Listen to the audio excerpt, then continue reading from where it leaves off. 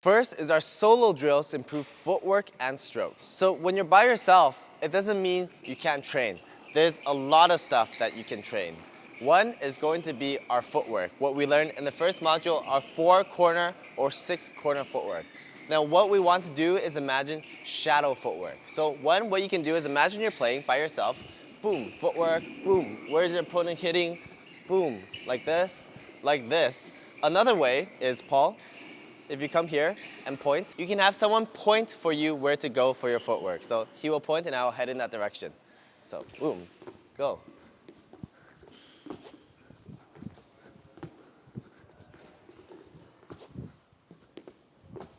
And that you can do with a partner. If you don't have a partner, just imagine someone pointing for you. In terms of your swing, what you want to do for drills, just keep it simple. Use our 1, 2, 3 swing overhead. 1, 2, 3. 1, 2, 3. Back then we used to practice thousands of times.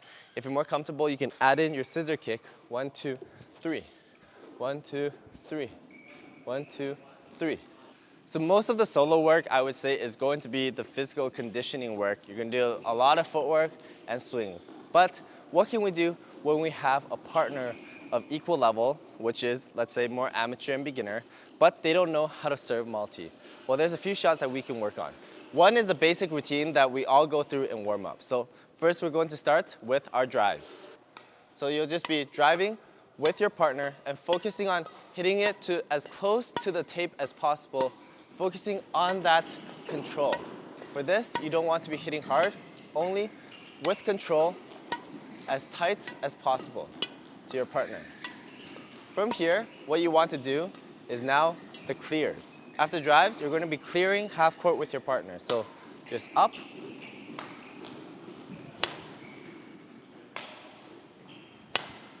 and just clear back and forth with your partner, focusing on, even if it's half court, where you're hitting. Are you hitting it all the way to the back? Do you have enough height on your shot? Are you hitting it to the side on your shot? From here, now what we want to do is called the alternating drop lift, okay? So I'm going to drop, it's going to net, and then I'm going to lift, and we are going to alternate. All right, so Paul, you can start with the drop. So he'll drop, and then it's my turn. I will drop, and his turn. He will drop, and then my turn. I will drop, and his turn. So this is important because both of you can practice at the same time, and you're working on really simple and foundational skills so that you can just keep grinding it out until it gets better and better. Now, what's after the alternating drop is going to be the alternating smash shot. So alternating smash, again, same as alternating drop. Our opponent will smash first, block, and then our turn to smash. Block, his turn to smash.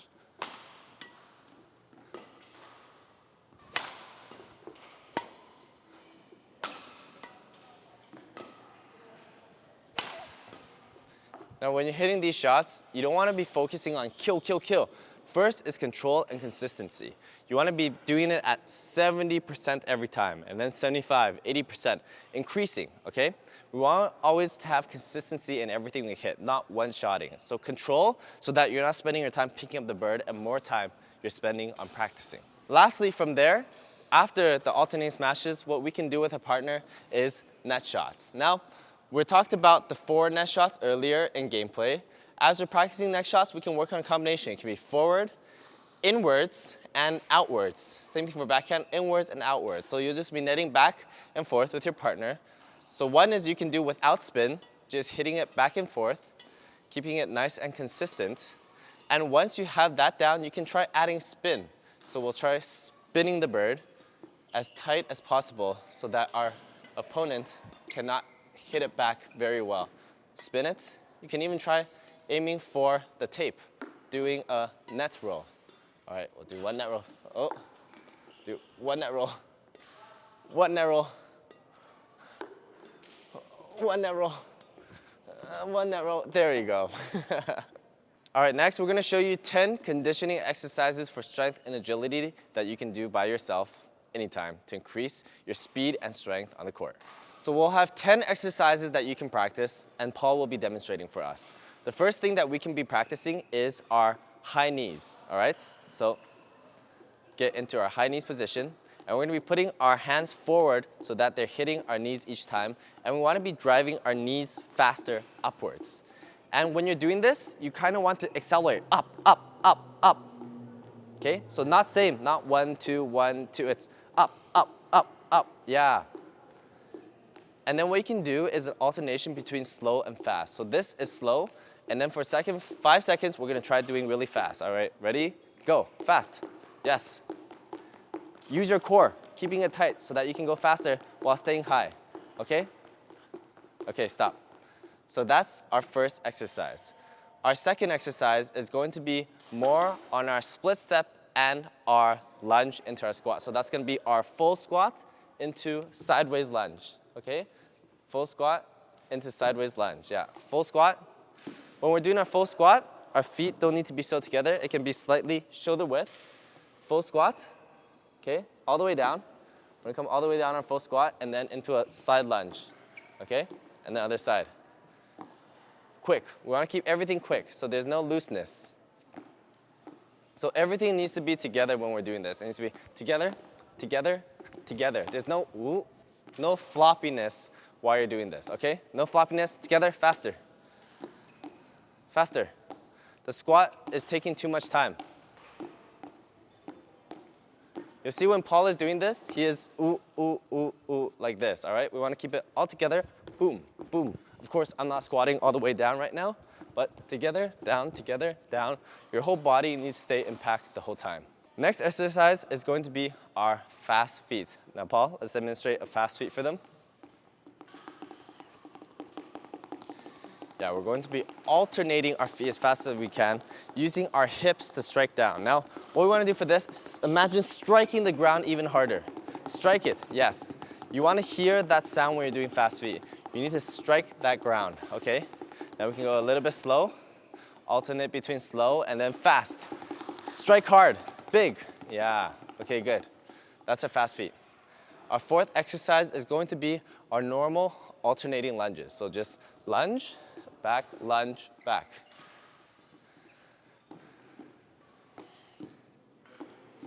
Nice, a little bit bigger. Yeah, make sure your lunge is steady. Steady. Good. Good. And make sure your upper body, when you're doing any of these exercises, is always in one spot. Your upper body is not moving left and right. Perfect. Our sixth exercise, now we're gonna start getting a little bit more advanced, is going to be our tuck jumps. Remember, when we're tucking all the way to our chest, and we're staying in the same spot so we're not moving left and right. Nice. Same spot. Good, all the way to the chest. All the way to the chest. It gets a little bit tiring, but you have to keep it consistent and all the way to the chest. All right, that's good. Our seventh exercise is going to be our butterfly, or what I like to call better is a shrimp. So we're gonna jump, we're gonna open in the air, and then while we're mid-air, we're going to close. This is especially useful for jump smashes. Let's show them. Nice, nice. Now, ideally, we want to do this continuously, so there's no landing, stop. It's pop, pop, pop, continuous. Let's try.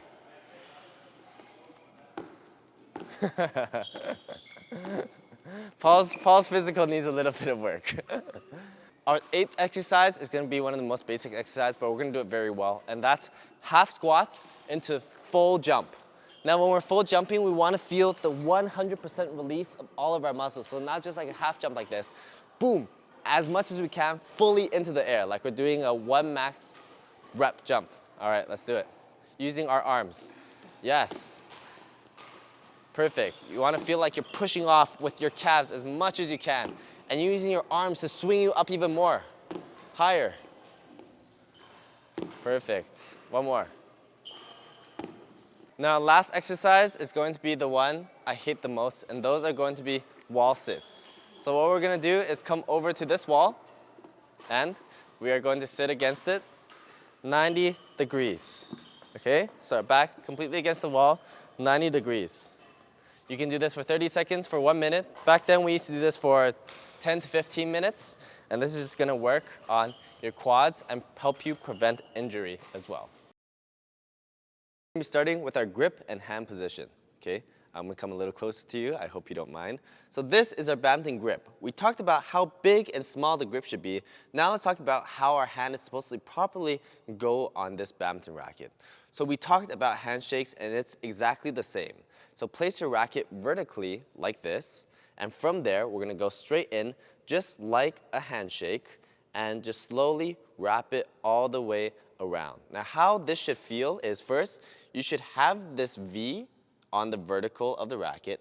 Second is, you should be able to let go of your index finger, it should still work, and your second finger, and then your third finger, one finger at a time. So how you want to imagine this is, the basis is you're holding it with your V here, and then you're wrapping it with your end fingers one at a time.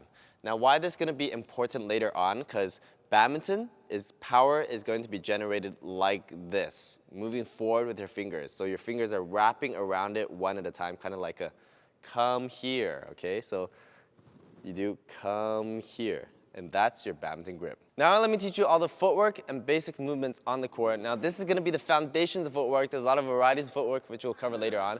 But right now it'll be the 6 directions of footwork, starting from our ready position, which is going to be shoulder width apart with our dominant foot, my right foot slightly forward, okay? So this is our ready position.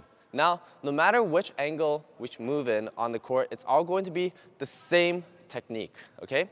So let's say I want to move to my forehand side, so I need to turn perpendicular to that direction, meaning, boom, my chest needs to face this way, and I'm going to be moving that way, okay? So from here, we're just going to do one shuffle and a lunge. So one shuffle, and then from here, a lunge.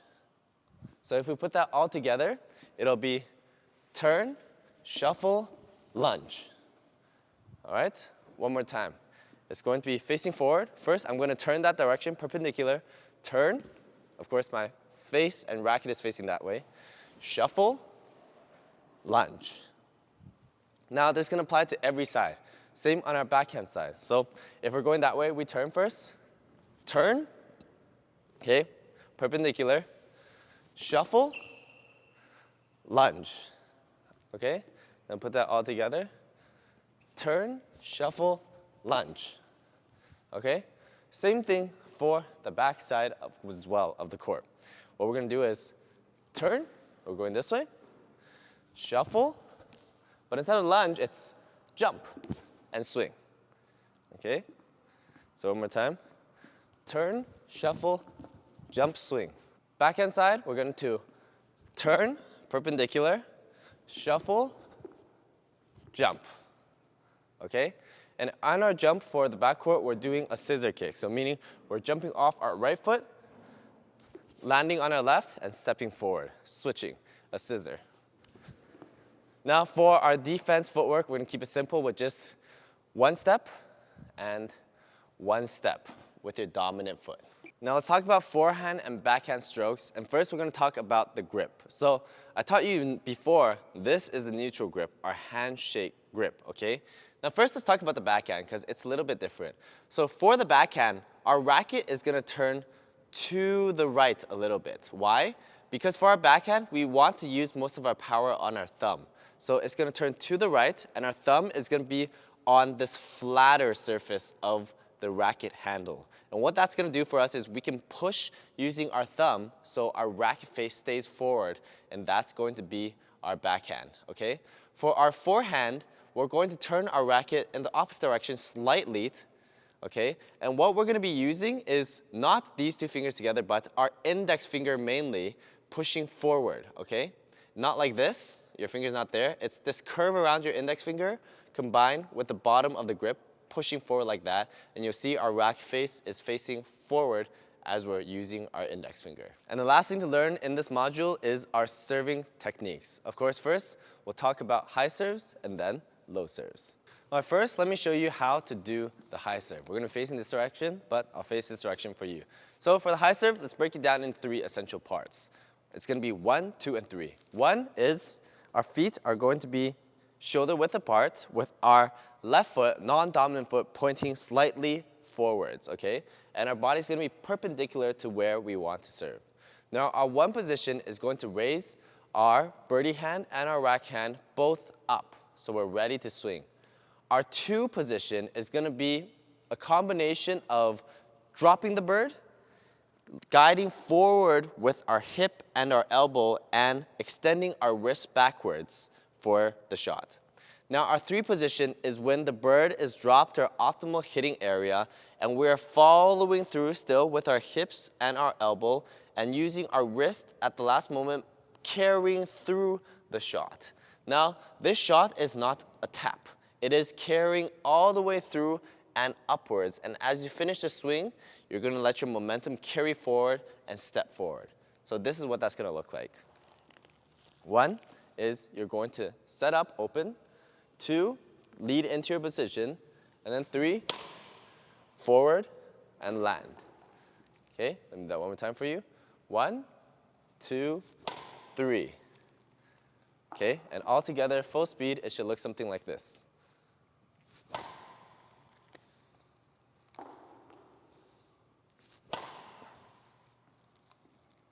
Okay?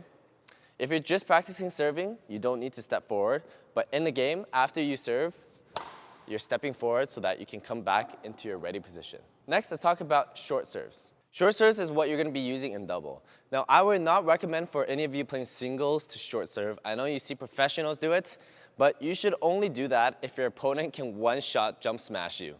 Otherwise, high serves are always better because it moves your opponent all the way to the back, and the shot comes down like this, make your opponent hit the feather all the time, which is going to give them a bad shot. You just have to make sure you serve high enough.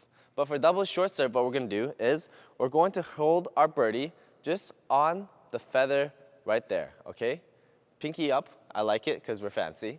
Now what we want to do is in terms of shuttle direction is we want our shuttle head to face the direction we're hitting, okay? Because we're hitting at a slightly upwards angle, we want it to face that way. If we point down, the shot's gonna wobble. If we point like this, the shot's gonna wobble, okay? So point it in the direction that you're serving. Now from here, we're just going to align our racket face to be in that same direction. Now it's going to be quite simple. This is a backhand stroke, so remember our thumb is on the flat part of the racket. Backhand stroke, line up. Now what we're gonna do is just pull back slightly, and then from here, just imagine a solid tap carrying all the way through forward. So pull back and then tap forward, and that is our serve. Let me do it one more time for you at full speed, okay? So everything put together, in position, pull back and tap forward, and that is a double serve. First is gonna be our clear shot in badminton. Now first, let me teach you the technique of this shot. What we're gonna be doing is facing perpendicular to where we are hitting. From here, we're gonna be putting our weight on our back foot. Now, we're gonna be splitting this swing into three parts. One is our open position. So imagine you're shooting a bow and arrow, but you're not pulling downwards, you're keeping it high. So this is our one. From here, we're gonna be leading forward with our hips and our elbows right beside our head. Now, why beside our head is important is because on contact point, when it's beside our head, we can have a high contact point.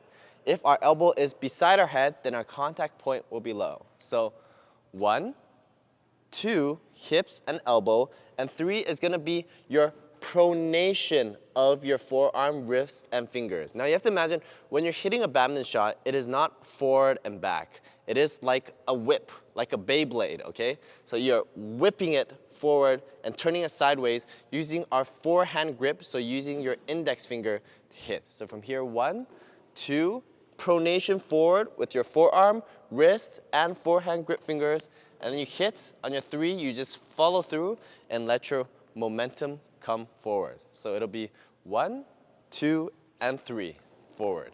Now what that's gonna look like hitting the shot is something like this. Let's go, just in the center.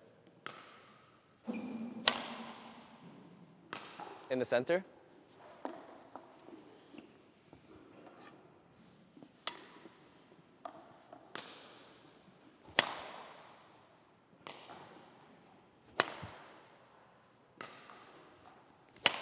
Okay, so 1, 2, 3.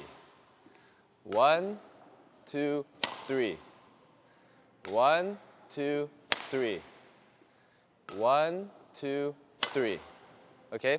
When you're hitting this clear shot, where you want your contact point to be is slightly in front of you. Now, this can apply to every shot in its most ideal form. And one way you can measure this is, Paul, if you serve one shot to me, go ahead.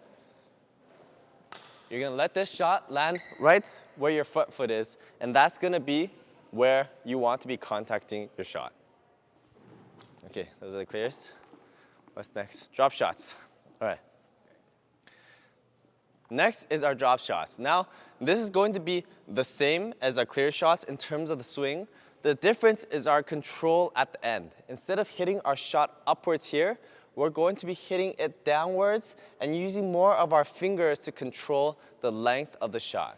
Now, when we're hitting drop shots, we don't want our drop shots to be too loopy and too tight because that is too dangerous. We want our drop shots to land around this first line right over here, okay? So let me show you a drop shot using our same 1, 2, 3, but at the last moment using our fingers and our wrist to control our shot downwards, hitting straight. All right, just in the center. So 1, 2, down.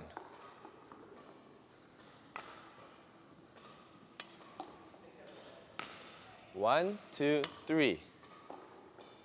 1, 2, 3. 1, 2, 3. 1, 2, 3. Okay?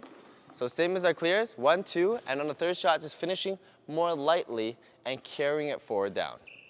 Now it's time to learn about your favorite type of shot, and that is the smash shot. So the good thing about smash shot is it's going to retain the same technique as the 1, 2, and 3. The only difference between the clear, drop, and smash is one, our contact point. So clear is going to be slightly here upwards, drop is still here downwards, and smash is going to be even more forward to get that angle.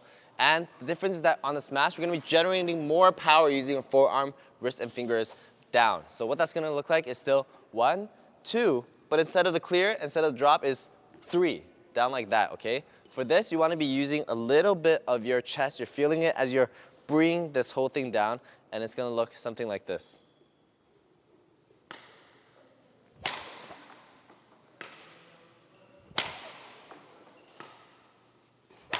Okay, so 1, 2, 3.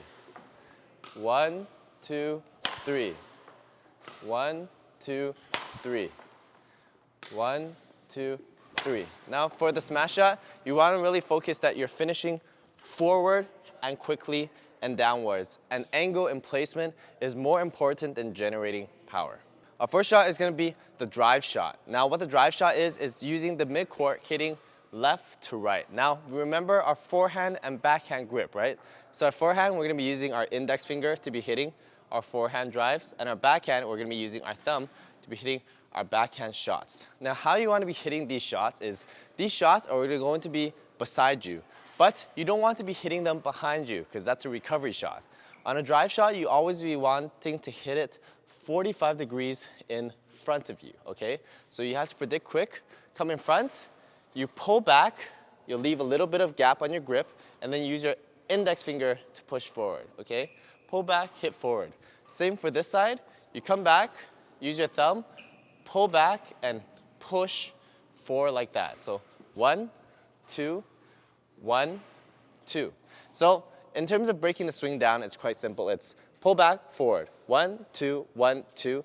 Same for this side. 1, 2, 1, 2. Just remember to use the proper grips when you're hitting. And it's going to look something like this. First, our forehand drive. So 1, 2. Flatter, please. 1, 2. 1, 2. 1, 2. Now backhand. 1, 2. 1, 2. 1, 2. 1, 2. Now what you want to be doing is combining your footwork step with this shot. So as you're hitting 1, 2, you're stepping down for sturdiness and power. 1, 2. Once you have that down, you can try practicing side by side. So we'll do a side by side alternating, starting with forehand. 1, 2. 1, 2. 1, 2. 1, 2. 1, 2. 1, 2. 1, 2. Okay, and those are our drive shots. All right, lastly is our net shots. Now, net shots, there's so many ways to hit net shots. Forward net shots, inward net shots, outward spinning net shots. Too many ways to hit net shots, so let's stick with the most basic form of net shots, and that's still net shots. So it's gonna be something like this. First, throw me a shot. So I'll just be coming forward. My racket is not moving, and I'm only using my momentum to come forward to hit the shot like that. Yep, same for our backhand side. Just coming forward, my arm doesn't move, and that shot is going to hit itself. Now, keep throwing. There's a few shots. We go inwards, we can go outwards. Same for backhand, we can go inwards, we can go outwards, but those are a little bit more difficult. We'll cover that later on. But first, what we want to do for these net shots is make sure our racket is facing slightly forward. If our forehand side is going to be like this, so that when we're coming up, all we have to do is use our momentum to push forward. Same for our backhand side. Our racket face is just going to face slightly forward, so that when we're coming up, boom, we're just using our momentum to hit that shot forward. And those are how you hit your net shots. First, let's do our singles versus doubles strategies. Now, what's the difference between singles and doubles? Well, singles, only you are going to be on the court, meaning you have to cover the full court. Now, what's the biggest point of singles compared to doubles is you have to cover the full court. Meaning, what would be the weakness of hitting to your opponent? It's making them move around the court. That's why in singles, we have this thing, play style we call the clear drop, or also called four corner. Meaning we hit to the four corners of the court, so we move our opponent around, and as they're moving, they're getting more and more out of position. And then when you're ready, and when they're more out of position and you're in position, you hit that winning smash and follow-up attack shot to win the point. So singles is all about moving your opponent open, getting them out of position and out of balance, and then hitting that smash winner. Because you're also going to be moving around, you're not always going to be in position. So if you attack from a point where you're not in position and your opponent is defending in position, then you're going to be losing the point. So always make sure to move your opponent out of position and off balance before you try to win the hitting points, the winning points. Now doubles is a little bit different. Doubles, we're not so much moving around the court so much for our opponents because we have two people on the court. That means the court is pretty much covered. Now doubles is more about placements in smaller areas. Where in the body do you want to attack? Do you want to attack in armpit, hips, in different areas so that we have to move quick?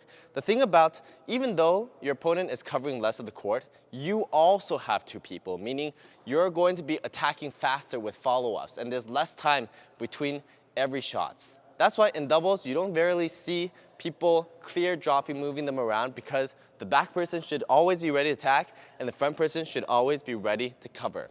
That's why in doubles, it's the most essential to be getting the net. So from our serve and receive, we want to be fighting for the net shot as much as possible because we want our opponent to lift so that we can enter into this attacking state. Now same for singles. As we're playing clear drop, especially in higher levels, it's essential to hit these good net shots to get these good lifts for the attack, because ultimately, at the end of the day, what wins the most points is smash plus follow. Now let's talk about the offense and defensive tactics in badminton. So when do we want to be on the offense and when do we want to be on defense? Now for singles, we only want to be on the offense hitting attack shots when our opponent is out of balance. So we move our opponent out of balance by four corner shots, boom, and then we set up and attack. When we want to be on defense in singles, well, it's when we need to recover a little bit more. If we're feeling a little bit tired, or if we're feeling we're not super in position, we just need to hit that recovery shot a little bit higher, and we're going to be defending to recover. Now, what's the difference between offense and defense, and when do you want to do both? So I said defense is recovery because defense, you actually have to move less around because you're covering the shot slightly late.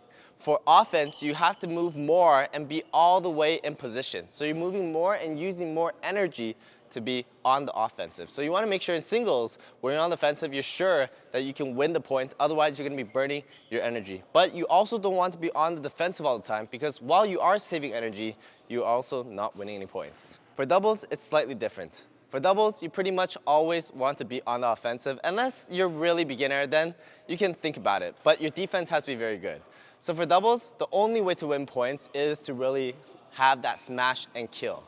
On defense, what you can do is tire out your opponent. So you can hit up as your opponent is smashing, blocks, move them around. So defensive is, I would say, in your level, is to tire out your opponents. But what you're ultimately looking for after a few defensive shots is to hit one net, come up, and then switch to attack to win the point. Next, let's talk about positioning and shot selection. Where do we position ourselves on the court, and how do we choose what shot to hit? How we position ourselves on the court depends on what type of shot we are planning to hit, or how much energy we want to use. Now let's break this down into two essential components. One is the offensive shot, and one is the defensive shot. So offensive shots, as I said earlier, we have to move all the way in position, meaning we have to move all the way into our spot to hit that attack. Whereas for a defensive shot, for something like this corner, we can hit it a little bit later and do a defensive footwork and hit it slightly lower, meaning we don't have to move all the way in position. So where your position is on the court depends if you're hitting offensive or defensive shots. Next, let's talk about shot selection. Now, this is a big problem for a lot of you because a lot of you, your shots are too obvious all the time. Am I supposed to hit a clear? Am I supposed to hit a drop? Well, the most basic foundation you need to remember when choosing shot collection is, what am I gonna be hitting that's gonna put my opponent a little bit more out of position than they just were? Think of it as chess. You're not trying to one-shot your opponent. You can't checkmate right away. You have to set up a few moves before you get that checkmate. So you have to think, how can I get my opponent a little bit more out of position each time until I can get to that checkmate? Now what that usually means is big cross-court corners to move them around, and sometimes repeat shots so that they have to lose their balance and come back. And when the balance is out, then you go for those attacking shots. Our last strategy in this module is communication and teamwork, and this applies mainly to doubles. So how do you communicate with your partner when you're playing? Well, this should mainly be done in training and not when you're playing on court. First, you need to decide what is the role of your partner. What badminton styles are you playing? If you're playing attack style, then what you need to determine is who is your main attacker in the back? Who has a bigger smash? The person in the back? Who is better at the net? If there's a clear separation, then you want to get in that position as much as possible. Net person stays in net, back person stays in back. If you're more even level, then you can say, okay, my back and my front are even, so we're going to do more rotational doubles. We can rotate, so we're not always attacking one back, one front, which is very tiring. We can focus more on drives and pushing forward. So one is identifying what are the strengths of your partnership. Second is just being a good partner. You know, at this level, people are gonna mess up. Make sure you're very supportive. The biggest mistake that people make in new partnerships at a lower level is they attack their partner. They say, don't hit that, just play safe, don't do this. When your partner, especially if they're at a low level, are scared to hit shots, that's when they perform worse. You want your partner to perform as good as possible, making them feel comfortable and confident to hit shots. Because most of the times, I would say 99%, when they're confident, they're going to hit a better shot.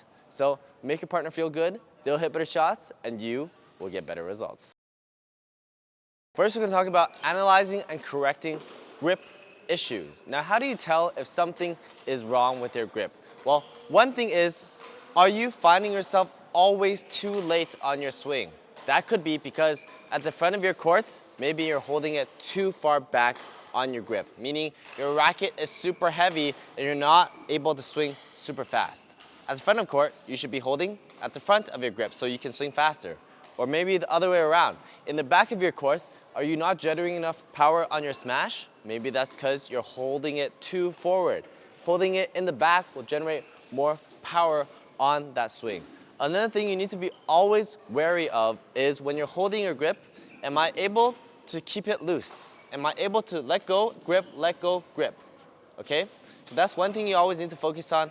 And second thing is, are you using the proper forehand and backhand grip? So that's what you need to do if you ever have any trouble with the grip. Those are the three things you need to troubleshoot. Next, let's talk about troubleshooting footwork problems. How and when do we need to troubleshoot footwork?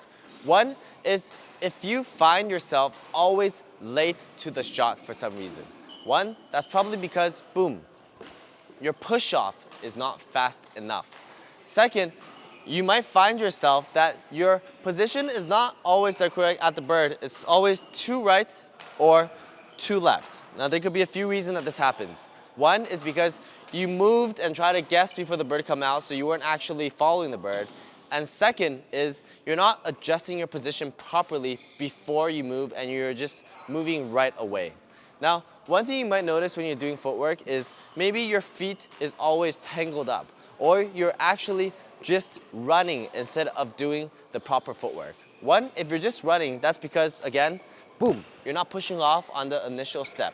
If you're pushing off, you'll always be doing the footwork because it doesn't make sense to push off and then run. Second, if your feet is getting tangled, that means each of your steps are individually not clear enough. It means if we're doing, for example, 1, 2, 3 crossover, you see that for me that was very clear. It's 1, 2, and 3.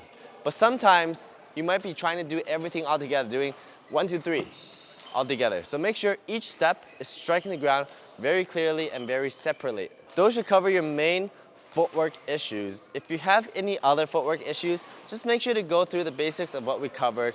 Do the foundational footwork practice first. Shuffle, lunge, side, shuffle, jump. Once you have that down, you can start looking into more variations, which we'll cover later. Now let's talk about adjusting technique for better shot accuracy. How can we hit our shot more accurately on the court, whether that's smashes, that's clears? One is making sure you're always steady and in position, because if you're off balance, it's gonna be hard to hit. Why? When we practice, most of the time, if you're practicing multi, let's say, you're always practicing in this position, but you're less practicing in this position and in this position. Meaning, in position is going to hit better shots because that is just what you practice more, okay? Second is how do we hit it more accurately on our swing? The most important thing to hitting accurately is following through on your shot. So if I'm hitting it clear, I'm not just stopping here, I'm imagining a line forward, boom, following all the way through. Same for our smashes. Same for our lifts. If we're lifting, it's not stopping here, it's lifting all the way through in that straight line, cross-court straight line. So following a straight line in whatever shot you hit, and that will make sure you have accuracy. And the last thing is how to avoid common errors in strategies and tactics. I would say the biggest thing is do not copy professionals. You're not at that level. I would say the only time you start copying professionals is if you reach a provincial level. Then you can start copying what professionals do, because a lot of things they do require too much physical demand and too much skill. If you try to copy that, it's actually gonna make your gameplay and progression even worse. Ideally, what you want to do is have a coach, whether it's online or in person, and just listen to your coach. Practice at the skill level you're at right now and don't try to skip. Because if we're building a home and we're missing a few floors, that home is just going to collapse, okay? So focus on what you need to do with all of these basics first, master that, then we move to the next step. Because before copying professionals, there's still a huge gap and we want you to progress efficiently and consistently. First, let's talk about the importance of warm-up and cool-downs and how to effectively do them. When you're warming up, one thing you do not want to be doing is stretching. Because what stretching is going to do is it's going to relax and loosen your muscles. And if you're about to exercise with relaxed and loosened muscles, that's how you get injured. What you want to do is dynamic warm-up. So things like jumps, very active things. Imagine everything you're going to be doing while you're playing, you want to do in your warm-up. If you're going to be jumping, I'm going to jump. If you're going to be lunging, I'm going to be lunging. We're going to be activating our muscles instead of relaxing our muscles. Now, cool down is when we want to relax our muscles. So things like stretching, all the parts of our bodies, and cooling down. So making sure we breathe, sitting in good postures. Even if we're tired, we want to be walking, because cool downs can't be like this. It's like when you go up from the water too fast, you'll get the bends. That's the same for cool downs. Not the bends, but it's not good for you. You want to cool down gradually and just relax your body consistently over time. Now let's go over a few of the stretching routines that you can do. One thing you want to do is when you're cooling down, we can go, how I like to do this is go starting from my top to my bottom. So first is going to be our neck. We're going to be stretching our neck all the way to the sides, front, back, holding each position for around 8 to 12 seconds.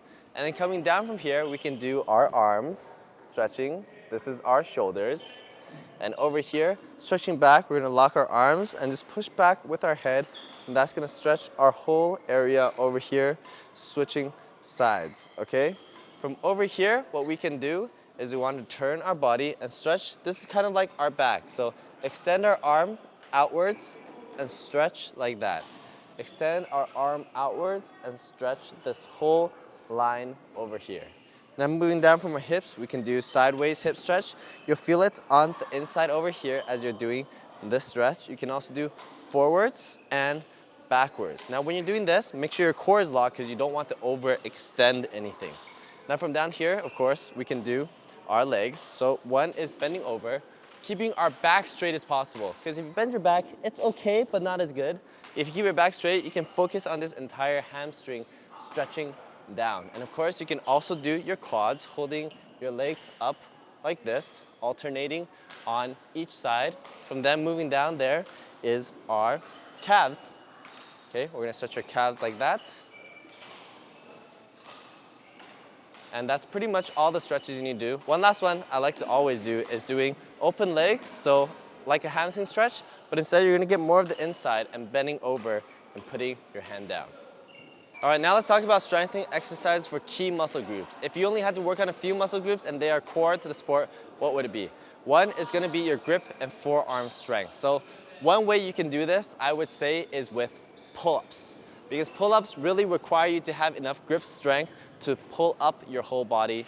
So pull-ups is really good, or you can use weighted rackets. So what I like to do is either have a weighted racket or combine two rackets together and just practice swinging 100 times, 1,000 times. So that's number one, your grip and your forearm. Number two, that's gonna be the most important, is gonna be your core. Because your core keeps you everything in balance. It's a very dynamic, fast-moving sport. You need to have your core keeping you intact all the time. How you can do this is one, you can do regular sit-ups, you can do crunches, you can take a ball and go left, right, like the Russian twist. And my favorite one is doing the V-sit. So what this is you're gonna be lying down completely flat and your arms gonna be straight, your legs gonna be straight, and both your arms and legs are gonna come up at the same time and they're going to touch in the middle of the air. Now let's talk about injury prevention and recovery strategies. One of the biggest things is tennis elbow, bad knees, and bad ankles. So how do we do that? That's making sure, one, we have enough muscle in those exercises I mentioned. And second is you're using those muscles when you're playing. So one, for example, our knees. Most people have bad knees because they're overextending their knees. They're not using enough of their quads and hamstrings to support. Instead, they're using their joints. Same for elbows. They're not using enough of this rotation and forearm grip, and they're just doing that. So one thing is you want to use your muscles as much as possible for sport rather than relying on your joints, especially not overextending where your muscles are not supporting your joints. If you do ever get injured, make sure to see a physician. They're a professional. But if you don't have money to see a physician, what you can do is one, get lots of rest. If it's an immediate injury, ice it. And from there, I would say just slow physical recovery. It's important to start building muscle over time and using the correct techniques so that you don't injure yourself again. And remember, it's best to not get injured at all because once you have one injury, those injuries are usually pretty permanent in terms of physically and mentally. First, let's talk about developing focus and concentration. Now, how do you do this? Now, I remember back in my days, when you play or when you train and you just super what we call the zone. Now, this is when, not sure if any of you have experienced, when everything just feels effortless, like time is moving slower, everything, you're getting less tired, you're just super focused. You're not thinking about anything, but you're so focused on the task at hand.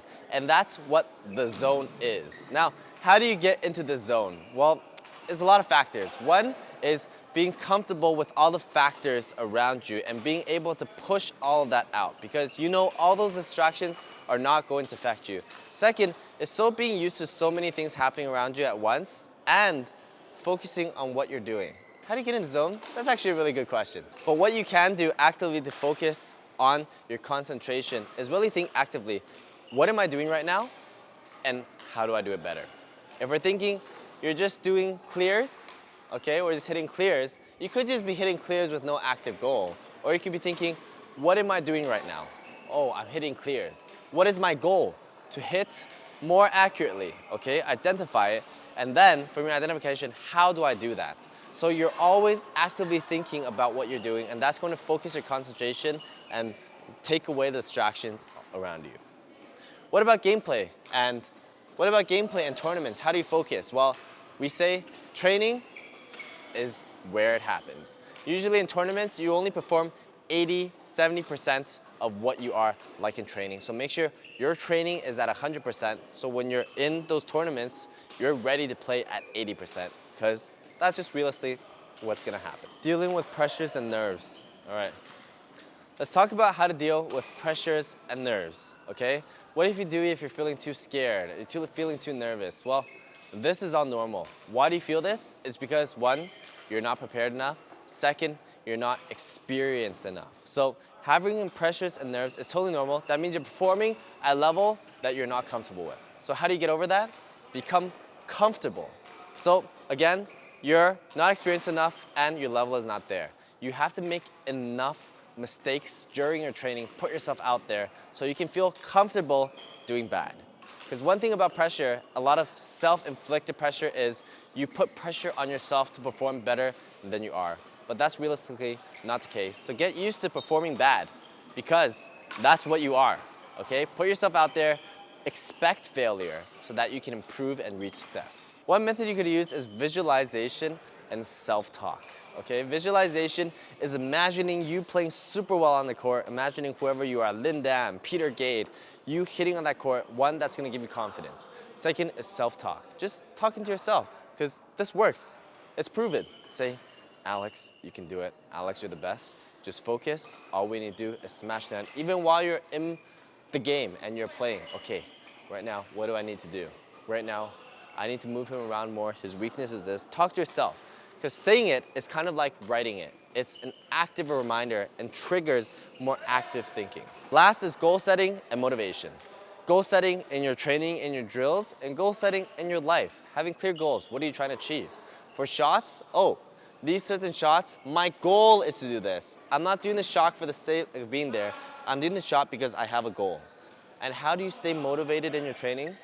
It's to have an important group of people, making sure everyone is more motivated than you are if you want to truly reach success.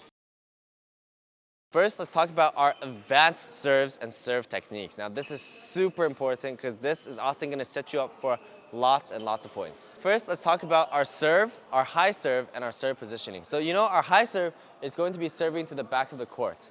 But there are a few main points on the back. Where do we want to serve? One is, of course, in this end box. But you also want to separate between the tee, the center, and the side.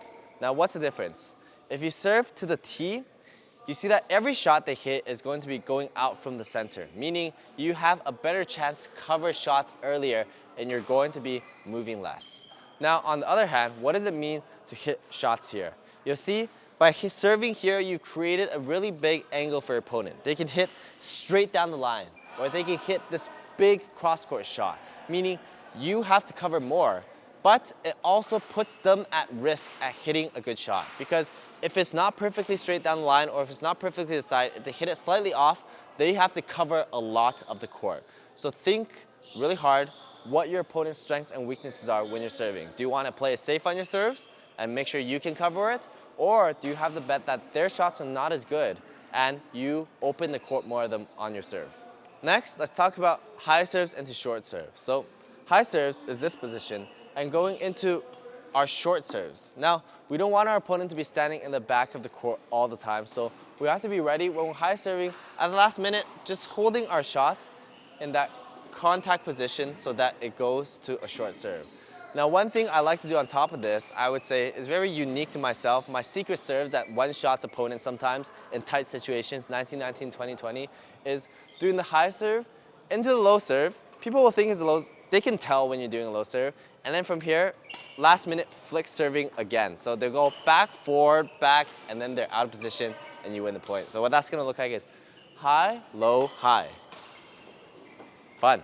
Now let's talk about our backhand serve. So our backhand serves, there's 3 spots you can serve on the court. 1, 2, and 3. 1 being the tee, and 3 being the side. So you have to know, like the same concept as the back, everything near the tee is safer, everything near the side is riskier. But the thing about serving short is there's a forehand and there's a backhand. And when you're hitting forehand, backhand, there's higher chance of you hitting certain shots. For example, if you hit to the tee and I come up with my backhand, my smoothest shot is to swing in this direction. So that means if you hit here, mainly 70% of the shots is going to be in this direction. Same thing, if you hit on forehand side, my smoothest direction is hit in this direction.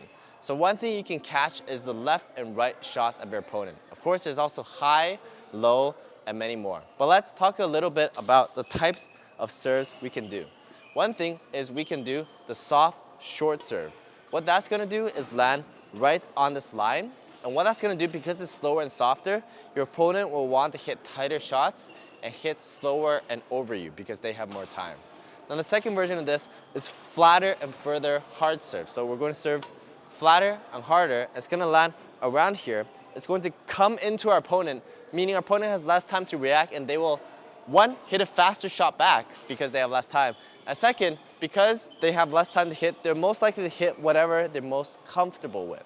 So expect flatter nets, pushes, and flatter clears. So you want to do this flat serve when you're looking for more of the attack, and you want to do the softer serve when you're looking to move your opponent around more. Now let's talk about power and accuracy in our smashes. Accuracy, again, is going to be a combination of position and follow through. Okay, but how do we maintain position, follow through when we're generating more power? You'll see that when we're generating power, our swing often gets a lot bigger. We're losing our position and we're losing our follow through swing. Now how we make up for this is by jumping and doing everything in the air. Remember the exercise we were doing when we opened up and did the shrimp?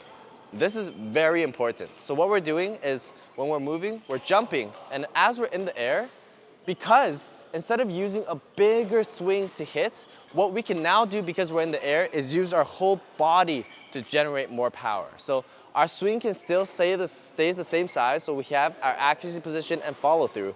But by using our body, coming up, boom, follow through, finishing, and then landing, that's how we maintain that accuracy while increasing more power, okay? So never think about, I need to make my swing bigger. It's not about the swing. Your swing will always stay the same, smaller if better, but you need to start using your air time to use the rest of your body to generate that power. Now let's talk about net play and deceptive shots, okay? So earlier we were talking about just these straight nets, but we have inward net shots, outward net shots. That's which way do we want the direction of our birdie to swing and which way do we want to hit. Inward net shots, it's going to spin this way and it's going to head toward the center. Outward net shots, it's going to spin the other way and head towards the outside. So you have to see what shot you're trying to hit. This is basic movement. This is if it's already really tight, you can do an inward net. It's much safer because inward net, everything comes out from the center. If your opponent tries to net kill you, boom, you can still react. If your opponent is a little bit further, you can do an outward net, which gives you a higher opportunity to win a point, but also gives your opponent more options to hit because you have to cover now a lot of the court. Of course, there's a lot of deceptions at the net. You can do trick shots, you can do stuff like this, stuff under the hand, but I would say the biggest deception at the net is keeping your swing small and short. Coming up, doing one, and then from here you can hit anything. Straight, net, cross-court push, cross-court block, body, anything. Say, pulling back and keeping your swing short and small for deception. Lastly, let's talk about defensive techniques, okay? So I would say this is mainly gonna apply to doubles because single technique's pretty straightforward. We go left and right, but doubles technique is not that common knowledge. Doubles techniques, there's forehand and backhand, but actually most of the time you're going to be defending with backhand, even over here on your right hand side. Why? It's because switching between forehand and backhand takes too much time, especially if your opponent has a good smash. So what you want to be doing is standing in your ready position and defending all the time with your backhand. If it's in the center, up here. Now what's one thing important that's about defending is you can't hit behind you. Because if you hit behind you, you don't have enough room to pull back more. So your contact point is going to be always in front of you. If it's here, you pull back to hit. Here, you pull back to hit. Even on our forehand side, we still use our backhand, we pull back to hit. Now, sometimes if it's high, again, on defense, we don't have that much time. We can use our backhand for our forehand side as well. Boom, boom, boom to hit. One thing that's super important about doubles, defense, and all of this is once you've stuck to a grip, while you're in the fast execution, you have to stick to it. So if you're in backhand, boom, boom, boom, boom, backhand, backhand, backhand, all backhand, right? There's no way you can switch. If you're in forehand, that means you're gonna be on more offensive because your forehand, you're not gonna be defending shots over here. Forehand, I'm attacking now. Forehand, forehand, forehand. Over here, forehand, forehand, forehand. So when it's fast in doubles, make sure you anticipate what's coming and you stick with it because you don't have time to change. Those were the 10 modules of this badminton course. I hope you guys found a lot of value in it, whether you're complete beginners, you're learning all this for the first time, or you're more intermediate player and you're picking up a lot of these things that you haven't noticed before, even if they're just the smallest things that can change your gameplay. Now that you've done this intro course, we'll be preparing a more intermediate and advanced course for all of you guys out there, so keep practicing. And remember, help us by sharing this course because it helps fund our channels so we can help more people learn badminton.